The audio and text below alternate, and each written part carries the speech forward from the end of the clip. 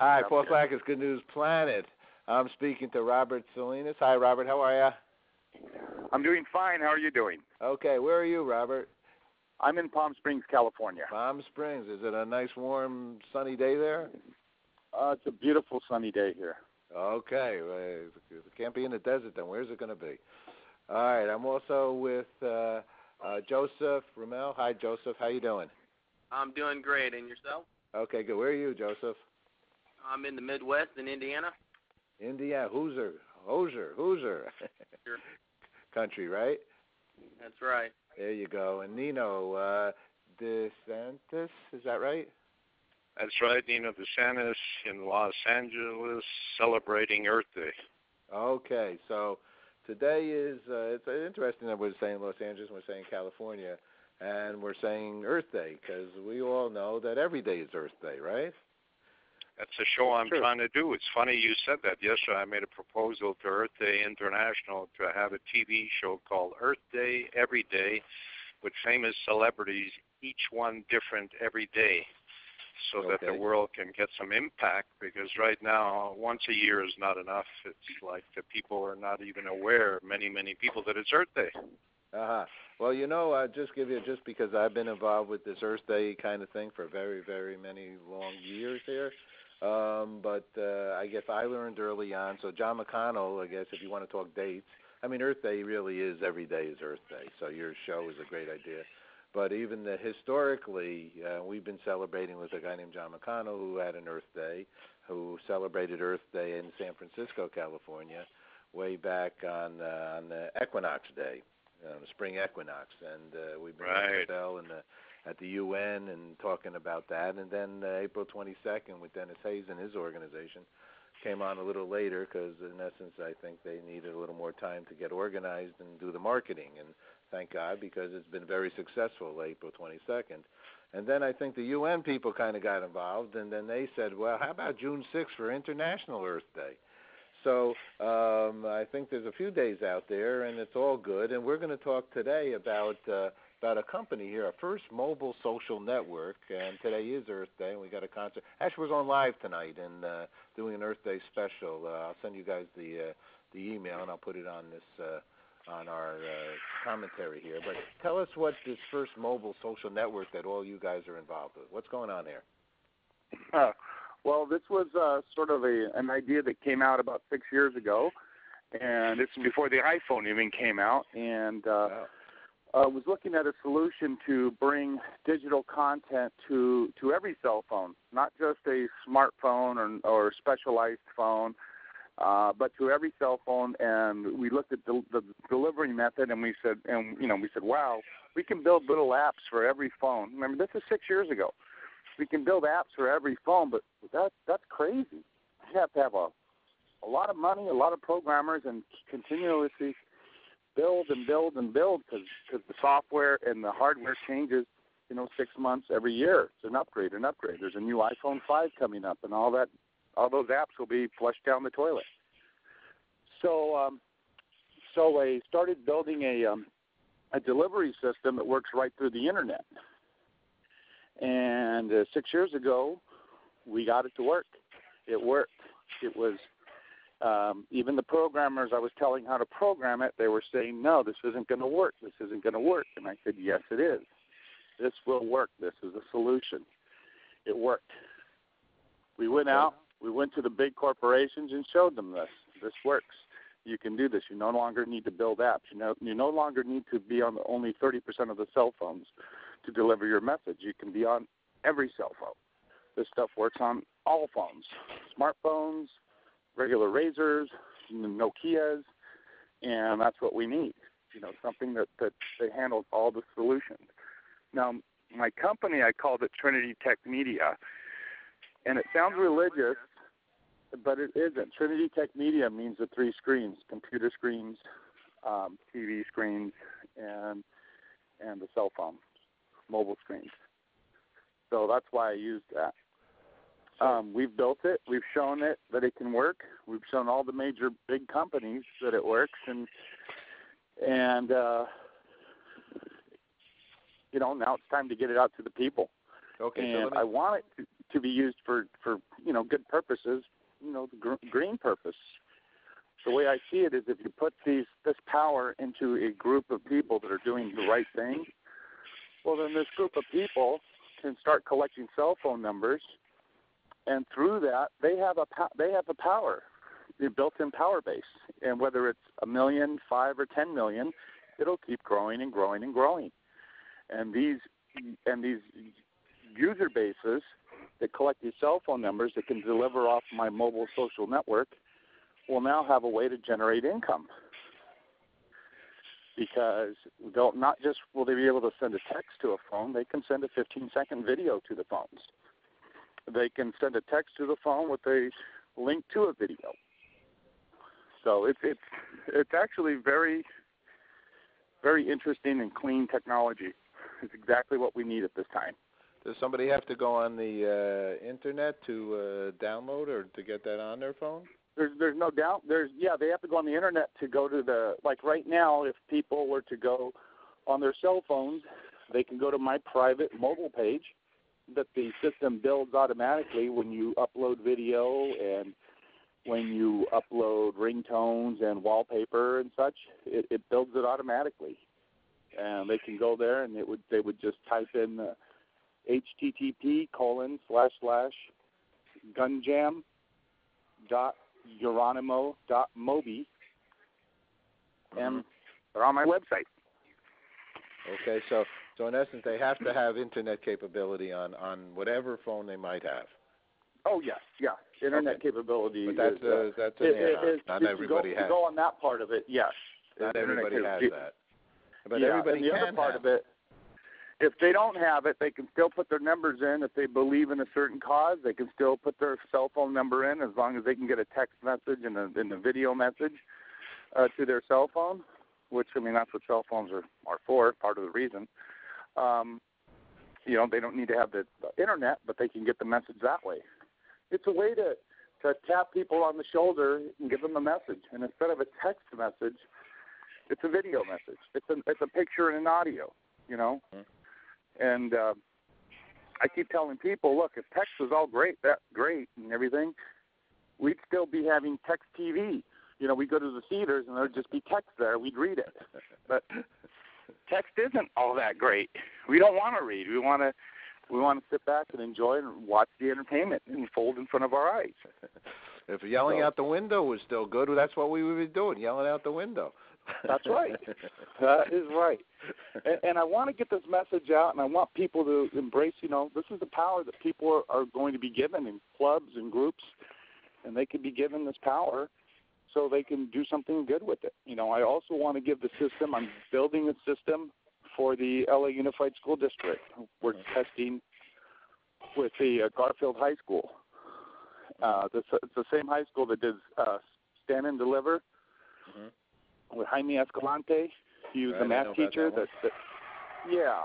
So I'm working with the students there. We have a group there called GATA. It's a Green Architectural Design Academy. And we're teaching the kids in high school about green architecture and how important it is. They don't learn that stuff. So green is on everybody's mind on this phone? Paul? What was that? Yes. Green is on everybody. Guys, are you all involved with this one the Trinity Tech Media Company? Or you have other areas that you're involved with that you'd like to share with our audience? Oh, yes, they do. I'm the biggest supporter here.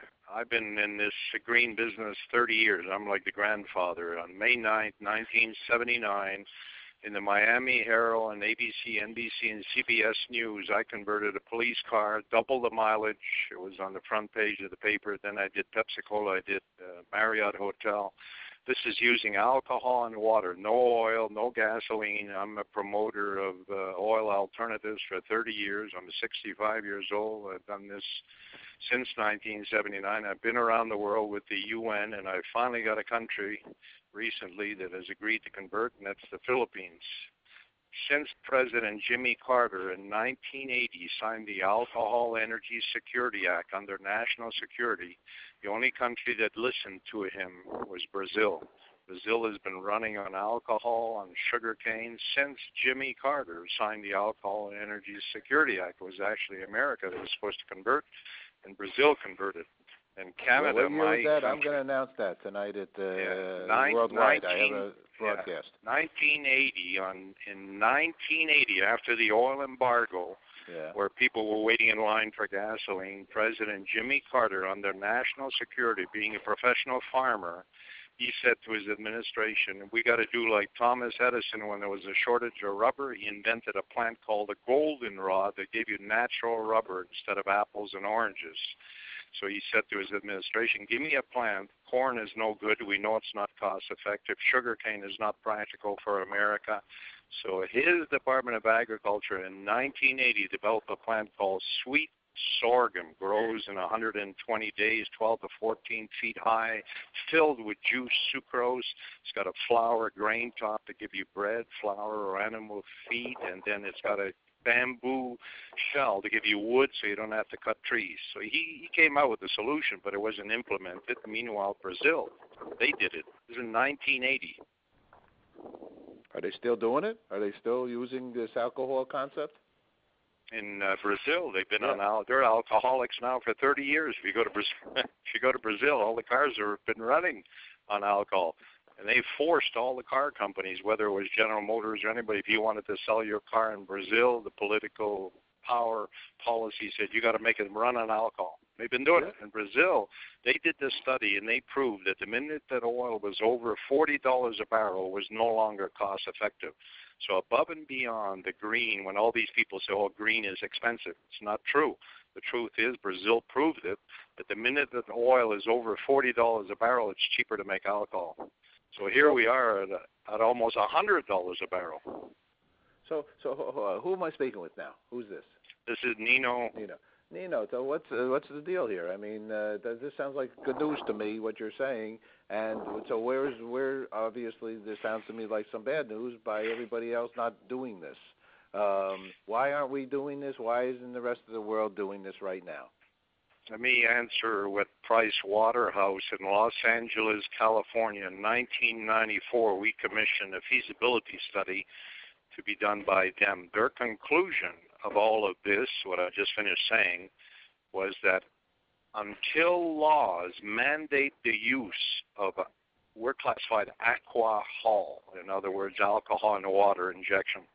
They said until laws are mandated the same as unleaded gasoline. If you think back, we had leaded gasoline for 30 years. Right. And it was the lobbying and the fighting that passed the law that said, okay, unleaded gasoline is poisoning the world with the fumes of lead. For 30 years, we poisoned the world, and meanwhile, we never needed lead. In 1946, when I was born, the Society of Automotive Engineers, the most authoritative society in the world, every oil can has only got one seal, SAE. They proved that you didn't need lead way back then. They said you could have used water injections, simple water injection that race cars have been using for 50 years, and you'll get the results of octane. That's why our company is called Tectane, Octane Technology. So we poisoned ourselves for 30 years with lead until finally Mothers Against Lead in California with Mary Nichols, who's now the EPA chief, went to court and they won. They beat up EPA. Now, EPA is supposed to be there to protect America, Environmental Protection Agency. So then finally the lead was taken out. It was put to unleaded. Now, instead of going with water injection, they went with MTBL, methyltetrabutyl ether, another chemical. And finally, the MTBE got also banned, and now they've been using at least 10% alcohol. But the point being is you're not limited to 10%. You can go 100% like Brazil, and in our case, 80% alcohol and 20% water injection. Let me ask you a question about water, because we do a show called The Water Hour. We help create the International Decade of Water with the UN, with Tajikistan. And so water is a very precious commodity, of course we know, but it's a very precious story that my company has been speaking about for a lot of years now. And I've never heard of this, and I feel like stupid here. So alcohol, but alcohol is fermented. Now you're saying this type of sweet sorghum, right? and so it's fermented. And then how does the water play out here besides feeding the plants to make it grow? Now, here's the good news. Here's the good news. They chose the right crop because it's filled with sucrose. When you distill that juice, the sucrose that's inside the stock itself, you end up with 8 gallons of distilled water for every 2 gallons of distilled ethanol. So in other words, you got more water than you have the alcohol, which is precious commodity. Then in our patent for the cars, and this is Science Chemistry 101, every time you burn a gallon of gasoline or diesel, you create 1.4 gallons of water. This is what you see dripping out of the tailpipe, and people think it's condensation. It's not condensation. It's a reaction of combustion because you got 14 air going in the engine and 1 fuel. That's what they call 14-to-1 air-fuel ratio.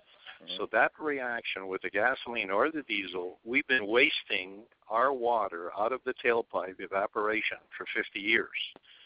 So in our case, what we do, Race Car Technology Company, we capture that and we bring it back because we know how precious water is. So we capture the wasted water.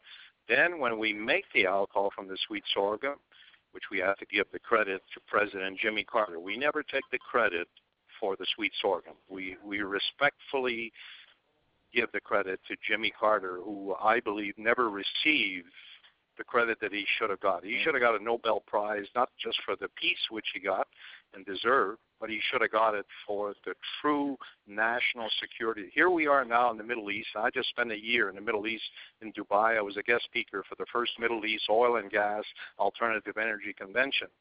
We're more vulnerable now than when Jimmy Carter signed the Alcohol and Energy Security Act. I spent a month in Iran.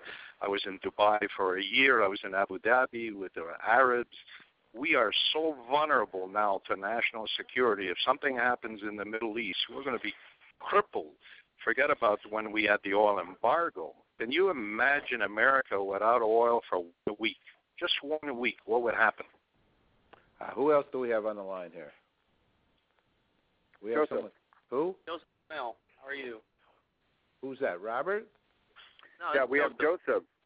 Oh, Joseph. I'm sorry. So Robert was first, Nino is now, and Joseph. Joseph, what are you up to? How are you connected? Well, I brought these gentlemen together. I'm a linker. I have a company called EnviroPure Industries. Along with my father, James Ramel, we created an industrial scrubber, which is up pollutant and particulate matters.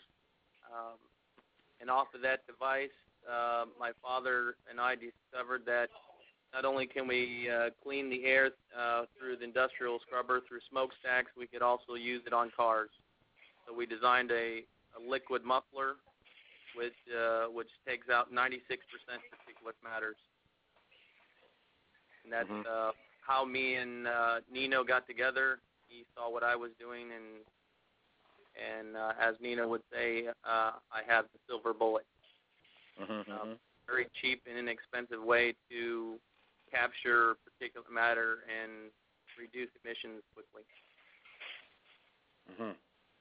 Wow.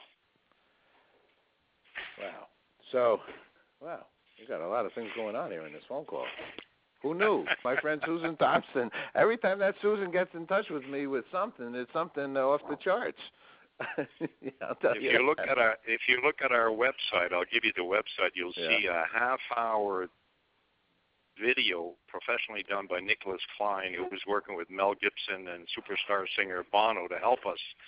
You'll see the 30-year history of what I just finished saying on What website is that now? www.tectane, Tectane, T-E-C, T-A-N-E, Tectane, Tectane.com. Okay, let me make sure. Tectane.com. That's it. Okay. All right. Is there any other websites we should let the audience know? So we're going to put Uronimo.com, which is going to be switching people over to Uronimo.org. We have Tectane.com. Anybody else have something we'd like to share? EnviroPureIndustries.com. Hold on. www.enviro, ENVIRO Pure Pure Industries.com. Industries. You know, you make one letter wrong and the whole party's over. You know that, right? You're looking at a website that you say, was that what they were talking about? No. So, okay. Well, what an Earth Day. What an Earth Day conversation. Guys, thank you very much for sharing a lot of good news with us, and very honorable work, all three of you, with good hearts and good desires to see the world be a better place. So I'm going Thank you for having us. One last question here, which I ask all the people that I torture. No, all the people that get on the phone with me. What's good news for each one of you guys? And give me well, in my Nino? In my case, the good news is that we can actually announce after 30 years, and now that I'm 65 years old, that I finally, after going around the world, got a country, the Philippines, to do this. They're going to convert, like Brazil converted. So to me, that's the greatest happy Earth Day, that we finally got one country, and then hopefully the others will take the example. Okay. Nino, I just got to interject one thing, only because I'm going to be 62. Stop saying 65. You're a young man. You're going for about 190 plus. Next. All right. You'll make me nervous. All right, Joseph, what's good news for you? Well, I believe the good news is that I met gentlemen like Robert Salinas and Nino DeSantis that are doing good things for humanity, and that I get an opportunity to spread the word through Uronimo and join up with Nino's company so we can give the 1-2 punch to the world, let them know that they can have a clean breathing atmosphere. Sounds great. Robert?